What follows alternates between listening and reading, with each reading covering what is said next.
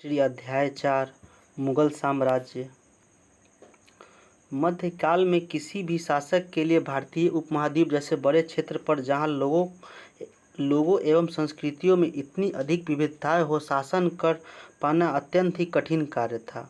अपने पूर्ववर्तियों के विपरीत मुगलों ने एक साम्राज्य की स्थापना की और वह कार्य पूरा किया जो अब तक केवल छोटी अवधियों के लिए ही संभव जान पड़ता था। 16वीं सदी के उत्तरार्ध से इन्होंने दिल्ली और आगरा से अपने राज्य का विस्तार शुरू किया और 17वीं शताब्दी में लगभग संपूर्ण महाद्वीप पर अधिकार प्राप्त कर लिया।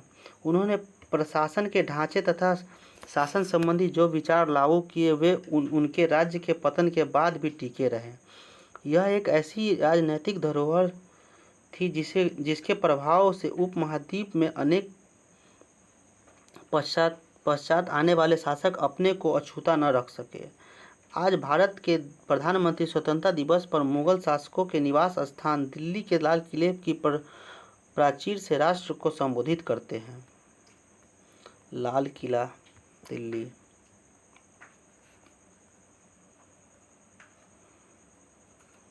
मुगल कौन थे? मुगल दो महान शासकों के वंशज थे। माता की ओर से मंगोल शासक चंगेज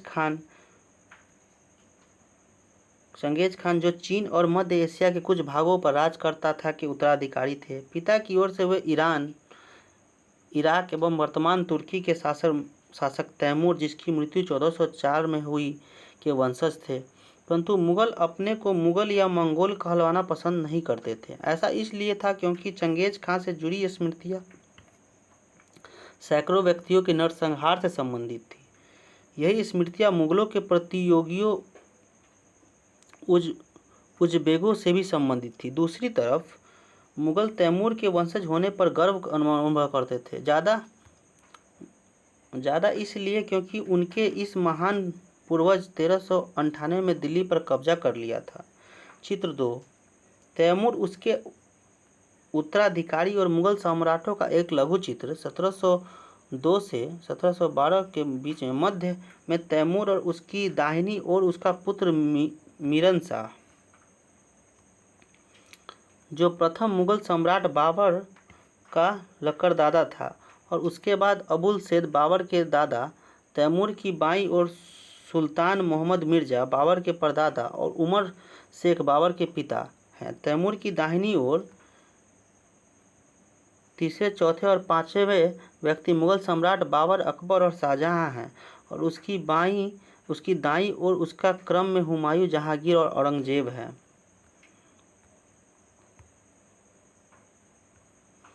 क्या यह चित्र दिखाता है कि मुगल राजस्व का दावा जन्म सिद्ध अधिकार के रूप में करते थे?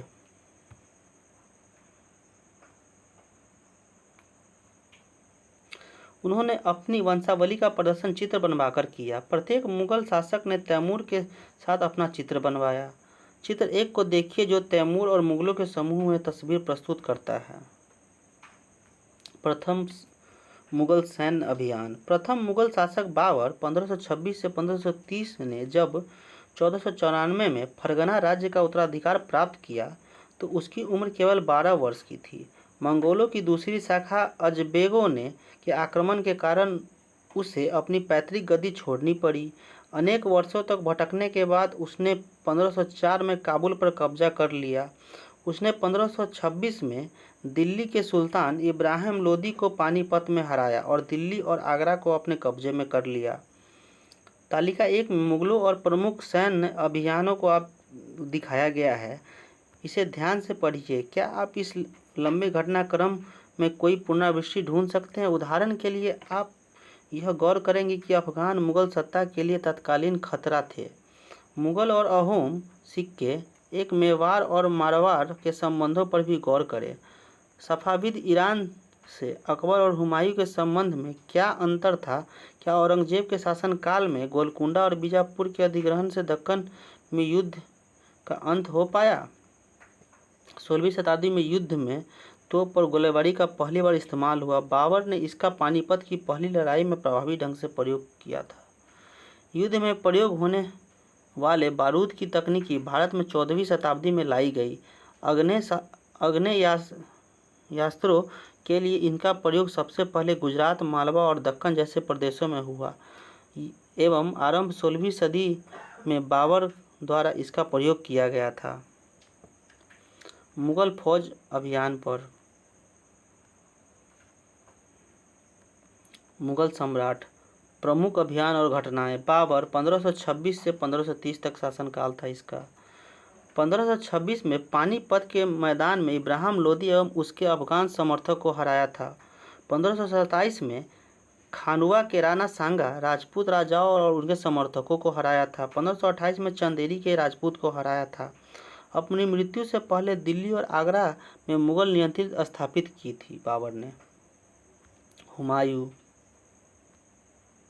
1530 से 1540 एवं 1555 से 1556।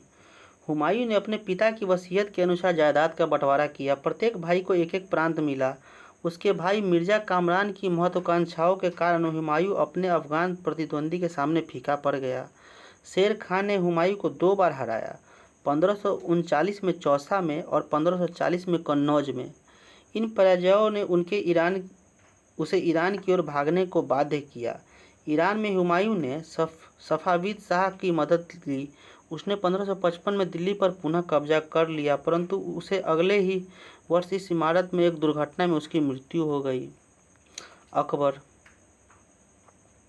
1556 से 1605। 13 वर्ष की अल्पायु में अकबर सम्राट बना।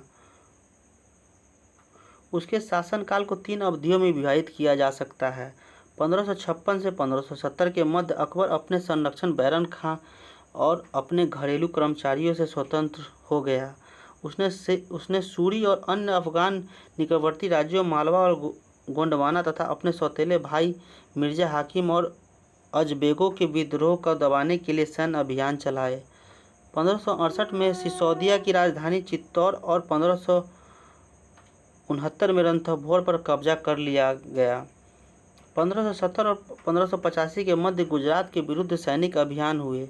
इन अभियानों के पश्चात उसने पूर्व में बिहार, बंगाल और उड़ीसा के अभियान चलाए, जिसमें 1579 से 80 में मिर्जा हाकिम के पक्ष में हुए विद्रोह ने और जटिल कर दिया। 1585 से 1605 के मध्य अकबर के साम्राज्य का विस्तार हुआ।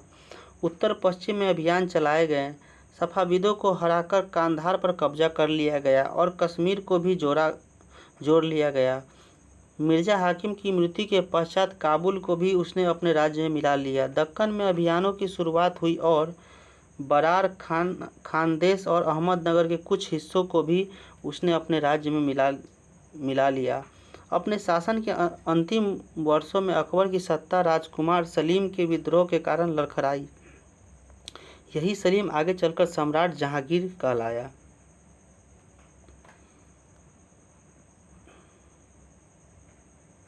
जहांगीर 1605 से 1627। जहांगीर ने अकबर के सैन्य अभियानों को आगे बढ़ाया। मेवाड़ के सिसोदिया शासक अमर सिंह ने मुगलों की सेवा स्वीकार कर ली। इसके बाद सिखों, अहोमों और अहमदनगर के खिलाफ अभियान चलाए गए, जो पूर्णतः सफल नहीं हुए। जहांगीर के शासन के अंतिम वर्षों में राजकुमार खुर्रम, जो बाद में सम्राट शाहजहां कहलाया, ने विद्रोह किया। जहांगीर की पत्नी नूरजहां ने शाहजहां को हाशिए पर धकेलने के प्रयास किए, जो असफल रहे। शाहजहां 1627 से 1658। दक्कन में शाहजहां के अभियान जारी रहे। अफगान अभिजात खान जहान लोदी ने विद्रोह किया, वह पराजित हुआ। अहमदनगर के विरुद्ध अभियान हुआ, जिससे बुंदेलों की हार हुई और ओरछा पर कब्जा कर लिया गया। उत्तर पश्चिम में बल्ख पर कब्जा करने के लिए उजबेगों के विरुद्ध अभियान हुआ, जो असफल रहा। परिणाम स्वरूप कांधार सफाविदों के हाथ में चला गया। 1632 में अंततः अहमदनगर को मुगलों के राज्य में मिला लिया गया और बीजापुर की सेनाओं ने सुलह के लिए निवेदन किया। 1657-58 में शाहजहां के पुत्रों के बीच उत्तराधिकार को लेकर झगड़ा शुरू हो गए। इसमें औरंगजेब की विजय हुई और दारा सिकों समेत उनके 3 भाइयों को मौत के घाट उतार दिया गया। शाहजहां को उसकी शेष जिंदगी के लिए आगरा में कैद कर दिया गया। औरंगजेब 1658 से 1707। 1663 में उत्तर पूर्व में अहोमों की पराजय हुई, परंतु उन्होंने 1680 में पुनः विद्रोह कर दिया। उत्तर पश्चिम में यूसुफजई और सिखों के विरुद्ध अभियानों को अस्थायी सफलता मिली। मारवाड़ की राठौर राजपूतों ने मुगलों के खिलाफ विद्रोह किया।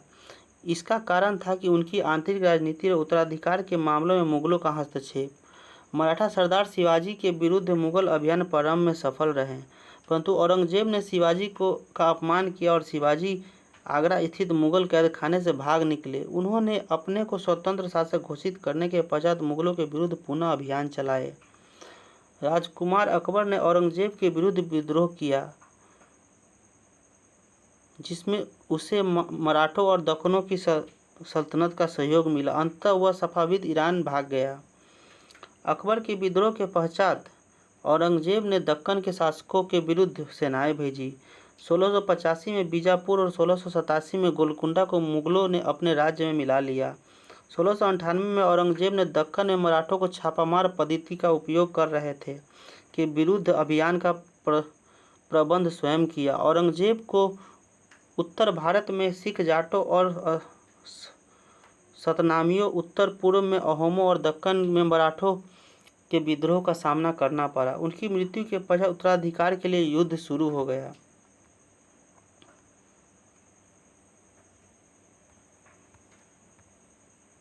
अकबर का शासन 1605 इलाहाबाद, गोंडवाना, पटना, बंगाल, उड़ीसा, अहमदनगर, गोलकुंडा, बीजापुर, बराड़, मालवा, गुजरात, चित्तौड़, अजमेर, फतेहपुर सीकरी, रणथंभौर, दिल्ली, मथुरा, आगरा, फतेहपुर सीकरी, अम्बा, लाहौर, सिंध, कांधार, काबुल, श्रीनगर, कश्मीर। उत्तराधिकार की मुगल परंपराएं। राजपूतों के साथ मुगलों की शादी। जहांगीर की मां कछवा की राजकुमारी थी। वह अकबर वर्तमान के जयपुर के राजपूत शासक की पुत्री थी। शाहजहां की मां एक राठौर राजकुमारी थी। वह मारवाड़ जोधपुर के राजपूत शासक की पुत्री थी। मुगल ज्येष्ठाधिकार के नियम के विश्वास नहीं करते थे, जिसमें ज्येष्ठ पुत्र अपने पिता के राज्य का उत्तराधिकारी होता था। उसके विपरीत उत्तराधिकार में वे सहदायद की मुगल और तैमूर वंशों की प्रथा को अपनाते थे, जिसमें उत्तराधिकार का विभाजन समस्त पुत्रों में कर दिया जाता था। तालिका 1 में दिए गए रंगीन उद्धरणों को पढ़िए और मुगल राजकुमारों के विद्रोह से जुड़े प्रमाणों पर गौर कीजिए। आपके अनुसार उत्तराधिकार का कौन सा तरीका सही, ज्येष्ठाधिकार या सहदायद? मुगलों के अन्य शासकों के साथ संबंध। तालिका 1 को फिर से देखो। आप पाएंगे कि मुगलों ने उस शासक के विरुद्ध लगातार अभियान किए जिन्होंने उनकी सत्ता को स्वीकार करने से इनकार कर दिया। जब मुगल शक्तिशाली हो गए तो अन्य कई शासकों ने स्वेच्छा से उनकी सत्ता स्वीकार कर ली। राजपूत इसका एक अच्छा उदाहरण है। अनेकों ने मुगल घराने में अपनी पुत्रियों के विवाह करके उच्च पद प्राप्त किए, परंतु कईयों ने विरोध भी किया। मेवाड़ के सिसोदिया राजपूत लंबे समय तक मुगलों की सत्ता को स्वीकार करने से इनकार करते रहे, परंतु जब वे हारे तो मुगलों ने उनके साथ सम्माननीय व्यवहार किया और उन्हें उनकी जागीर वतन जागीर के रूप में वापस कर दी। पराजित करने परंतु अपमान न करने के बीच सावधानी से बनाए गए संतुलन की वजह से मुगल भारत में अनेक शासकों और सरदारों पर अपना प्रभाव बढ़ा पाए, परंतु इस संतुलन को हमेशा बरकरार रखना कठिन था। एक बार फिर तालिका 1 को देखिए और गौर करें कि जब शिवाजी मुगल सत्ता स्वीकार करने आए तो औरंगजेब ने उनका अपमान किया। इस अपमान का क्या परिणाम हुआ? मनसबदार और जागीरदार। जैसे जैसे साम्राज्य में विभिन्न क्षेत्र सम्मिलित होते गए, वैसे वैसे मुगलों ने तरह तरह के सामाजिक समूह सदस्यों को प्रशासन में नियुक्त करना आरंभ किया। शुरू में ज़्यादातर सरदार तुर्की तुरिन थे, लेकिन अब इस छोटे समूह के साथ साथ उन्होंने भी शासन वर्ग में ईरानियों, भारतीय मुसलमानों, अफगानों, राजपूतों, मराठों और अन्य समूहों को सम्मिलित किया। मुगलों की सेवा में आने वाले नौकरशाह मनसबदार कहलाए। मनसबदार शब्द का प्रयोग ऐसे व्यक्तियों के लिए होता था जिन्हें कोई मनसब यानी कोई सरकारी हैसियत अथवा पद मिलता था। यह मुगलों द्वारा चलाई गई श्रेणी व्यवस्था थी, जिसके जरिए पद, वेतन एवं सैन्य उत्तरदायित्व निर्धारित किए जाते थे। पद और वेतन का निर्धारण जात की संख्या पर निर्भर था। जात की संख्या जितनी अधिक होती थी, दरबार में अभिजात का प्रतिष्ठा उतनी ही बढ़ जाती थी और उसका वेतन भी उतना ही अधिक हो जाता था। जो सैन्य उत्तरदायित्व मनसबदारों को सौंपे जाते थे, उन्हीं के अनुसार उन्हें घुड़सवार रखने पड़ते थे। मनसबदार अपने सवारों को निरीक्षण के लिए लाते थे। वे अपने सैनिकों के घोड़े को दगवाते थे एवं सैनिकों की पंजीकरण करवाते थे। इन कार्यवाहियों के बाद ही उन्हें सैनिकों को वेतन देने के लिए धन मिलता था। मनसबदार अपना वेतन राजस्व एकत्रित करने वाली भूमि के रूप में पाते थे, जिन्हें जागीर कहते थे और तकरीबन इक्ताओं के समान थी। जात की श्रेणियाँ: 5000 जात वाले अभिजातों का दर्जा 1000 जात वाले अभिजातों से ऊंचा था। अकबर के शासन काल में 29 ऐसे मनसबदार थे जो 5000 जात की पदवी के थे। औरंगजेब के शासन काल तक ऐसे मनसबदारों की संख्या 79 हो गई। क्या इसका अर्थ यह हुआ कि राज्य का खर्चा बढ़ गया? परंतु मनसबदार मुक्तियों से भिन्न अपने जागीरों पर नहीं रहते थे और न ही उन पर प्रशासन करते थे। उनके पास अपनी जागीरों से केवल राजस्व एकत्रित करने का अधिकार था। यह राजस्व उनके नौकर उनके लिए एकत्रित करते थे, जबकि वे स्वयं देशों के लिए किसी अन्य भाग में सेवारत रहते थे। अकबर के शासनकाल में इन जागीरों का सावधानीपूर्वक आकलन किया जाता था ताकि इनका राजस्व मनसबदार के वेतन के तकरीबन बराबर रहे। औरंगजेब के शासनकाल तक पहुँचते स्थिति बदल गई। अब प्राप्त राजस्व मनसबदार के वेतन से बहुत कम था। मनसबदारों की संख्या में भी अत्यधिक वृद्धि हुई, जिसके कारण उन्हें जागीर मिलने से पहले एक लंबा इंतजार करना पड़ता था। इन सभी कारणों से जागीरों की संख्या में कमी हो गई। फलस्वरूप कई जागीरदार जागीर रहने पर यह कोशिश करते थे कि वे जितना राजस्व वसूल कर सके कर ले। अपने शासनकाल के अंतिम वर्षों में औरंगजेब इन परिवर्तनों पर नियंत्रण नहीं रख पाया। इस कारण किसानों को अत्यधिक मुसीबतों का सामना करना पड़ा। चित्र 5 अपने सवारों के साथ एक मनसबदार अभियान पर निकल रहा है। चित्र 6 शाहजहां के राजकाल के एक चित्र और ब्यौरे जहां जहांगीर के समय भ्रष्टाचार को दिखाया गया है। भ्रष्ट अफसर रिश्वत लेते हुए, एक कर अधिकारी गरीब किसानों को सजा देते हुए। भ्रष्ट अफसर यहाँ रिश्वत ले रहा है और ये इसे सजा दे रहा है। जब्त और जमींदार: मुगलों की आमदनी का प्रमुख साधन किसानों की उपज से मिलने वाला राजस्व था। अधिकतर स्थानों पर किसान ग्रामीण कुलीन यानी कि मुखिया स्थानीय सरदारों के माध्यम से राजस्व देते थे। समस्त मध्यस्थों के लिए, चाहे वह स्थानीय ग्राम के मुखिया हो या फिर शक्तिशाली सरदार, मुगल एक ही शब्द जमींदार का प्रयोग करते थे। अकबर के राजस्व मंत्री टोडरमल ने 10 साल 1570 से 1580 की काल अवधि के लिए कृषि की पैदावार, कीमतों और कृषि की भूमि का सावधानीपूर्वक सर्वेक्षण किया। इन आंकड़ों के आधार पर प्रत्येक फसल पर नकद के रूप में कर राजस्व निश्चित कर दिया। प्रत्येक सूबे प्रांत को राजस्व मंडल में बांटा गया और प्रत्येक की हर फसल के लिए राजस्व दर की अलग सूची बनाई। राजस्व प्राप्त करने की इस व्यवस्था को जब्त कहा जाता था। यह व्यवस्था उन स्थानों पर प्रचलित थी जहां पर मुगल प्रशासनिक अधिकारी भूमि का निरीक्षण कर सकते थे और सावधानीपूर्वक उनका हिसाब रख सकते थे। ऐसे ही निरीक्षण गुजरात और बंगाल जैसे प्रांतों में संभव नहीं हो पाया। कुछ ऐसे क्षेत्रों में जमींदार इतने शक्तिशाली थे कि मुगल प्रशासकों द्वारा शोषण किए जाने की स्थिति में विद्रोह कर सकते थे। कभी कभी एक ही जाति के जमींदार और किसान मुगल सत्ता के खिलाफ मिलकर विद्रोह कर देते थे। 17वीं शताब्दी के आखिर से ऐसे किसानों का विद्रोह ने मुगल साम्राज्य के अस्थायित्व को चुनौती दी। अकबरनामा और आईने अकबरी: अकबर ने अपने करीबी मित्र और दरबारी अबुल फजल को आदेश दिया कि वह उनके शासनकाल का इतिहास लिखे। अबुल फजल ने यह इतिहास 3 जिल्दों में लिखा और इसका शीर्षक अकबरनामा। पहली जिल्द में अकबर के पूर्वजों का बयान और दूसरी अकबर के शासक काल की घटनाओं का विवरण देती है। तीसरी जिल्द आईने अकबरी है।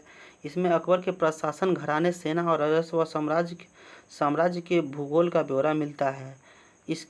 इसमें समकालीन भारत के लोगों की परंपरा और संस्कृतियों का भी विस्तृत वर्णन है। आईने अकबरी का सबसे रोचक आयाम है कि विविध प्रकार की चीज़ों, फसलों, पैदावार, कीमतों, मजदूरी और राजस्व का सांख्यिकी विवरण। अबुल फजल से अकबरनामा लेते हुए अबुल फजल और अकबर सहयोग प्राप्त था, जैसे कि बख्शी अकबर की नीतियां नज़दीक से एक नज़र।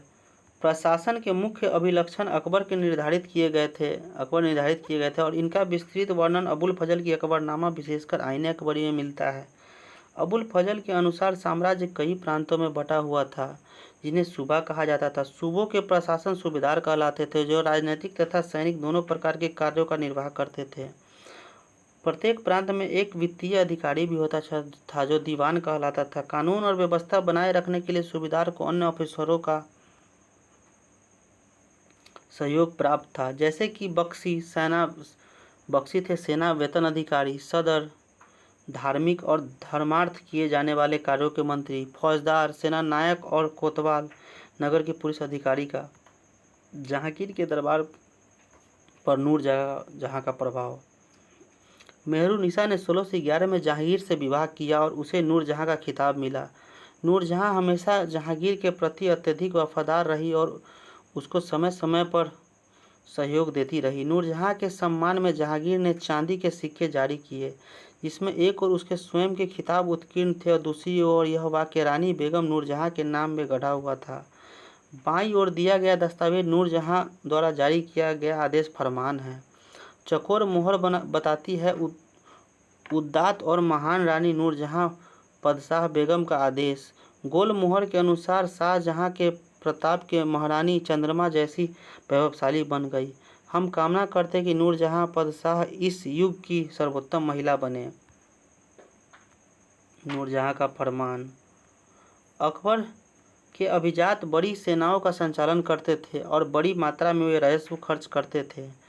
जब तक वफादार रहे, साम्राज्य कार्य सफलतापूर्वक चलता रहा, परंतु 17वीं शताब्दी के अंत तक कई अभिजातों ने अपने स्वतंत्र ताने बाने बुन लिए थे। साम्राज्य के प्रति उनकी वफादारी उनके निजी हितों के कारण कमजोर पड़ गई थी। 1570 में अकबर जब फतेहपुर सीकरी में था तो उसने उलेमा, ब्राह्मणों, जेसुइट पादरियों जो रोमन कैथोलिक थे और जरदुश्त धर्म के अनुयायियों के साथ धर्म के मामलों पर चर्चा शुरू की। यह चर्चाएं इबादत खाना में हुई। अकबर की रुचि विभिन्न व्यक्तियों के धर्म और रीति रिवाजों में थी। इस विचार विमर्श को अकबर की समझ बनी, जो विद्वान धार्मिक रीति और मताधनता पर बल देते थे, वे अक्सर कट्टर होते थे। उनकी शिक्षाएं प्रजा के बीच विभाजन और असमंजस्य पैदा करती है। यह अनुभव अकबर को सुलह कुल, सर्वत्र शांति के विचार की ओर ले गए। सहिष्णुता की यह धारणा विभिन्न धर्मों के अनुयायियों में अंतर नहीं करती थी, अपितु मताधता ऐसी व्याख्या का कथन जिसके अधिकारपूर्ण कहकर यह आशा की जाए कि उस पर बिना कोई प्रश्न उठाए उसे स्वीकार कर लिया जाएगा।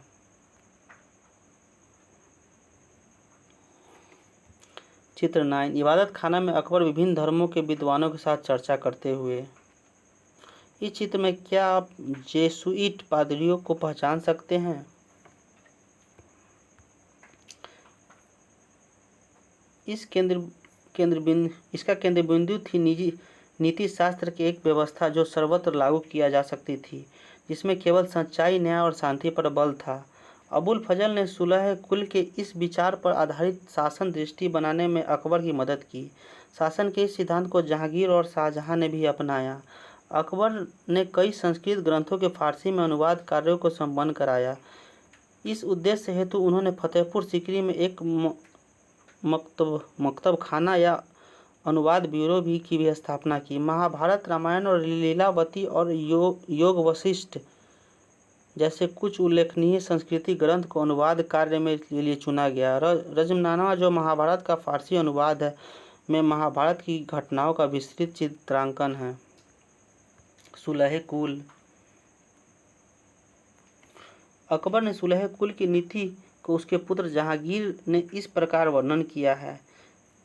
ईश्वरीय अनुकंपा के विस्तृत अंचल में सभी वर्गों और सभी धर्मों के अनुयायियों की एक जगह है। इसलिए उनके विशाल साम्राज्य में, जिसकी चारों ओर की सीमा केवल समुद्र से ही निर्धारित होती थी, विरोधी धर्मों के अनुयायियों और तरह तरह के अच्छे बुरे विचारों के लिए जगह थी। यहाँ असहिष्णुता का मार्ग बंद था। यहाँ सुन्नी और शिया एक ही मस्जिद के इकट्ठा होते थे और ईसाई और यहूदी एक ही गिरजे में प्रार्थना करते थे। उसने सुसंगत तरीके से सार्वत्रिक शांति सुलह कुल के सिद्धांत का पालन किया। 17वीं शताब्दी में और उसके पश्चात मुगल साम्राज्य का प्रशासनिक और सैनिक कुशलता के फलस्वरूप आर्थिक और वाणिज्यिक समृद्धि में वृद्धि हुई। विदेशी यात्रियों इसे वैसा धनी देश बताया जैसा कि किस्से कहानियों में वर्णित होता रहा, परंतु यही यात्री इसी प्रचुरता के साथ मिलने वाली दरिद्रता को देखकर विस्मित रह गए। सामाजिक असमानताएं साफ दिखाई पड़ती थी। शाहजहां के शासनकाल के 20वें वर्ष के दस्तावेजों से हमें पता चलता है कि ऐसे मनसबदार जिनको उच्चतम पद प्राप्त था कुल 8000 से 445 पद ही थे। कुल मनसबदारों की एक छोटी संख्या 5.6% को ही साम्राज्य के अनुमानित राजस्व का 61.5% स्वयं उसके व उनके सवारों के वेतन के रूप में दिया जाता था। मुगल सम्राट और उसके मनसबदार अपनी आय का बहुत बड़ा भाग वेतन और वस्तुओं पर लगा देते थे। इस खर्चे से शिल्पकारों और किसानों को लाभ होता था, चूँकि वे वस्तुएं और फसल की पूर्ति करते थे, परंतु राजस्व का भार इतना था कि प्राथमिक उत्पादकों, किसानों और शिल्पकारों के पास निवेश के लिए बहुत कम धन बचता था। इसमें से जो बहुत गरीब थे, मुश्किल से ही पेट भर पाते थे। वे उत्पादन शक्ति बढ़ाने के लिए अतिरिक्त संसाधनों में, औजारों और अन्य वस्तुओं में निवेश करने की बात सोच भी नहीं सकते थे।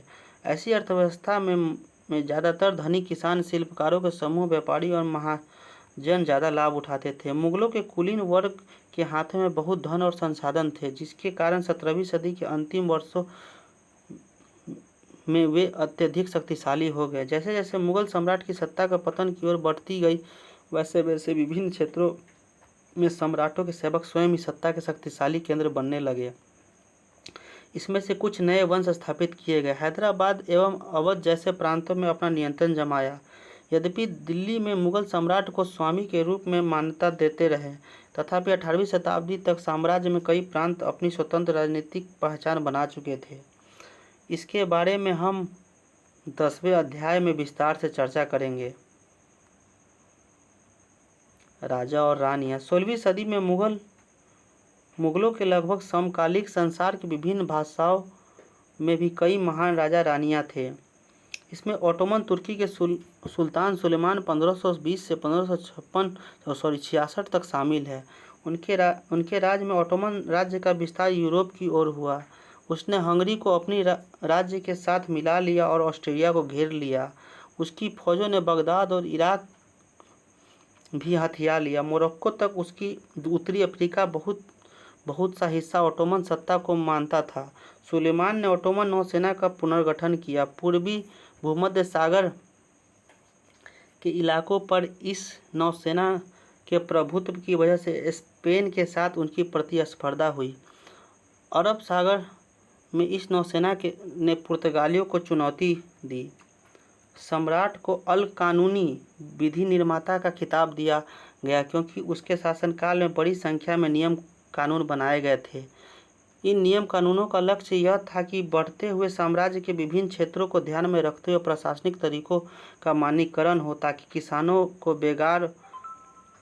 बेगार और भारी रकमों से बचाया जा सके। आगे चलकर 17वीं शताब्दी में ओटोमन क्षेत्रों में जब सार्वजनिक व्यवस्था का पतन हुआ, तो सुलेमान कानूनी के काल को आदर्श शासनकाल के रूप में याद किया जाने लगा।